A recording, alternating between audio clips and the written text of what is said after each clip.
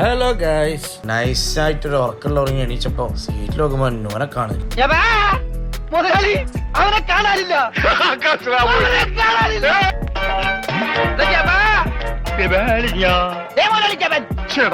ഞങ്ങളിതാ നാട്ടിലേക്ക് എത്താനായിട്ടാ.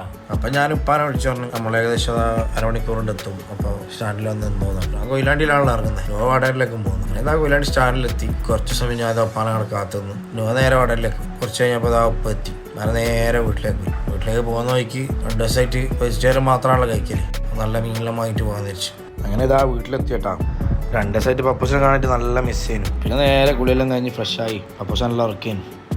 പിന്നെ പപ്പൂസിനെ അടിപ്പിച്ചു. പിന്നെ നേരെ വിട്ട് ജുമാക്ക്. നാളെ പോകുന്നത് തന്നെ ജുമാ തുടങ്ങിപ്പോയി കേട്ടോ. എന്നെ ജുമാ സ്കെച്ച് നേരെ തിരിച്ച് വീട്ടിലേക്ക് തന്നെ വന്നു. ഇന്ന് ഉച്ചയ്ക്ക് ശേഷം പനേനിൻ്റെ മെയിൻ വാർപ്പുണ്ട്. അപ്പോൾ അവിടത്തേക്ക് പോകണം. അപ്പോൾ അതിൻ്റെ ചോറും എല്ലായിട്ട് ഇപ്പം അങ്ങോട്ടേക്ക് പോകണം. ഇതാണ് റസാക്ക, എൻ്റെ ഉപ്പാൻ്റെ വേറെ അനിയനാണ്. അപ്പോൾ ഇതാ നമ്മളെല്ലാവരും കൂടെ ബിരിയാണി എല്ലാം പാക്ക് ചെയ്ത് എല്ലാം സെറ്റപ്പാക്കി അങ്ങോട്ടേക്ക് പോകാൻ പോകുന്നു. അവിടെ പണിക്കാർ കാത്തിക്കുന്നുണ്ട് എന്നാണ്. നിന്നെ വെള്ളിയാഴ്ച കൊണ്ട് പിന്നെ ജുമാളിലോണ്ട് എന്തായാലും അതെല്ലാം കഴിഞ്ഞിട്ടാണല്ലോ ചോറ് കൊണ്ടുപോകും. അങ്ങനെ ഇതാ എല്ലാം പാക്ക് ചെയ്ത് നമ്മൾ അങ്ങോട്ടേക്ക് വിട്ടു. അവിടെ പോയി ചോറെല്ലാം കൊടുത്ത് നേരെ തിരിച്ചു വന്നു വീട്ടിലേക്ക്. നമ്മളെ ഫുഡ് കഴിച്ചില്ലേനു. അങ്ങനെ ഞാനും അമ്മായിയും റസാക്കയും എല്ലാവരും കൂടെ ഇരുന്ന് ഓരോ കഥകളെല്ലാം പറഞ്ഞ് ഫുഡ് കഴിച്ചു. അതെല്ലാം കഴിഞ്ഞ് വൈകുന്നേരം ആയപ്പോൾ അമ്മായി റസാക്കയെല്ലാം പോയി. പിന്നെ ഞാൻ പപ്പൂസിനെ കുറച്ച് നേരം കളിപ്പിച്ച് അങ്ങനെയായിരുന്നു. അപ്പോൾ ഗൈസ് അടുത്ത വീഡിയോ കാണാം. നീ